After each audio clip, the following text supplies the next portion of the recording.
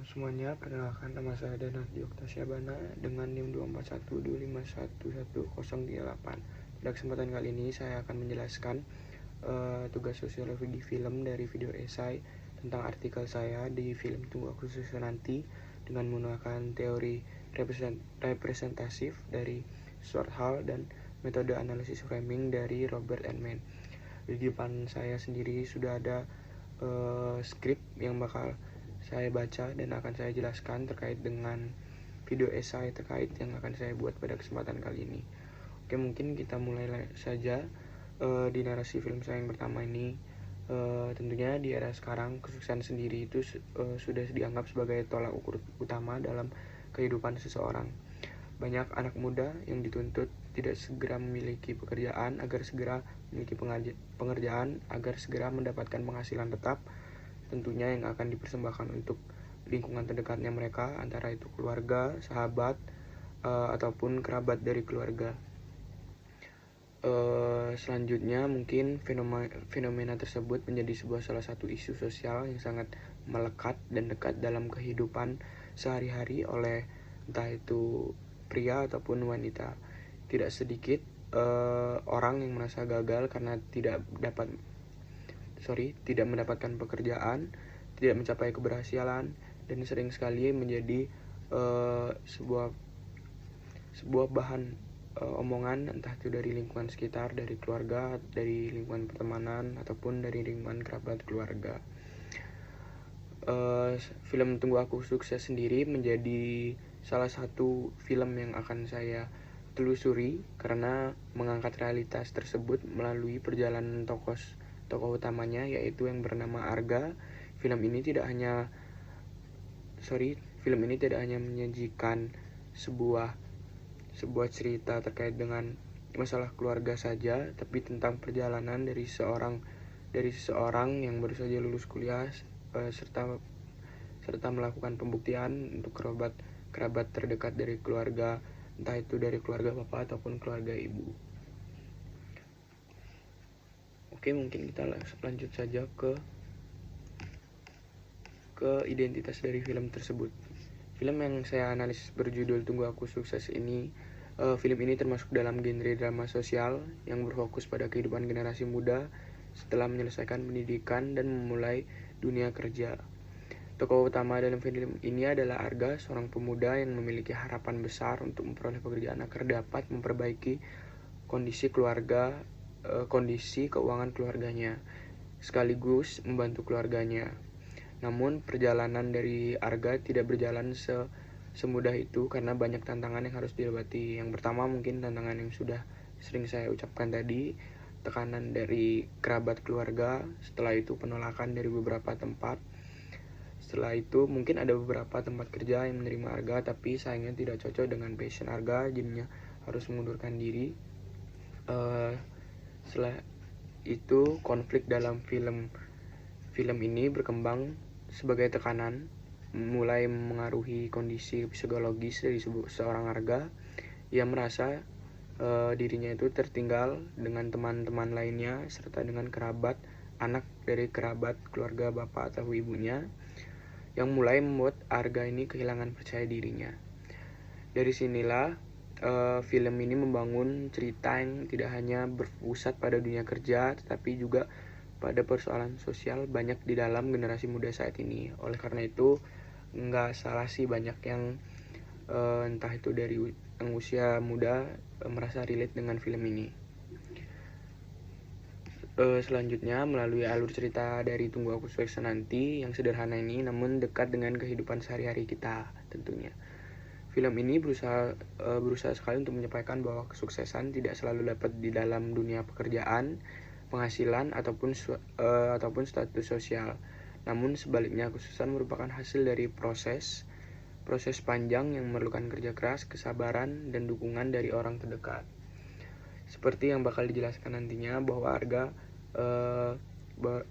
tentunya mendapat dukungan penuh dari keluarga kecilnya, dari adik, ayah, ibunya, dan mempunyai teman yang sportif juga.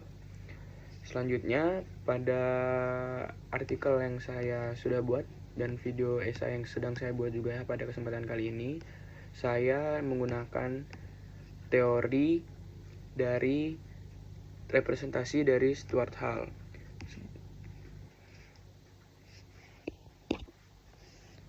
Tentunya kenapa saya menggunakan teori teori representasi dari Stuart Hall, karena penelitian ini menggunakan teori representasi yang ditemukan oleh Stuart Hall. Menurut Hall sendiri, media tidak hanya berfungsi untuk menyampaikan sebuah informasi, melainkan juga membentuk cara pandang masyarakat terhadap suatu realitas. Seperti yang sudah saya katakan dahulunya, bahwa dari film Tunggu Aku Sukses Nanti ini juga sangat presentasikan kondisi dari usia muda yang juga mengalami situasi yang sama seperti Arga, seperti tekanan kondisi keluarga, tekanan penghasilan, serta sebuah tuntutan yang membuat kita harus bisa menjadi sukses, entah itu dari penghasilan ataupun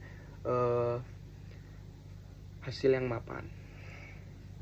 Dalam konteks film Tunggu Aku Sukses Nanti, teori representasi digunakan untuk melihat bagaimana film mengembangkan tekanan sosial yang dialami generasi muda. Film tidak hanya menunjukkan bahwa mencari pekerjaan merupakan langkah yang sulit, tapi juga memperlihatkan bagaimana lingkungan sosial yang berusaha untuk menekan peran dari Arga itu sendiri. Oke, mungkin itu terkait dengan teori yang saya gunakan, itu teori representasi dari Stuart Hall. Selanjutnya mungkin kita lanjut ke metode analisis framing. Pada kesempatan dari artikel yang saya buat, saya menggunakan metode analisis framing dari Robert Altman. Metode analisis framing dari Robert Altman sendiri itu ada 4. Yang pertama itu ada the lens problem, diagnose cause, make moral judgment, dan treatment recommendation. Berdasarkan narasi yang sudah saya buat, ada beberapa scene yang memang sangat relate dengan 4 struktur dari metode analisis framing yang dibuat oleh Robert Altman, seperti make moral judgment yang sudah saya katakan.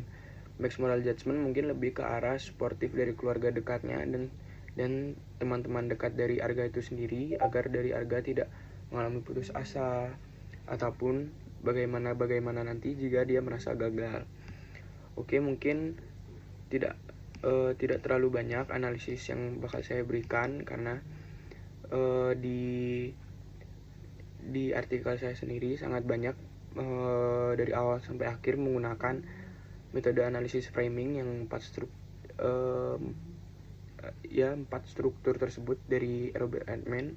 Mungkin langsung lanjut saja pada kesimpulan yang sudah saya buat.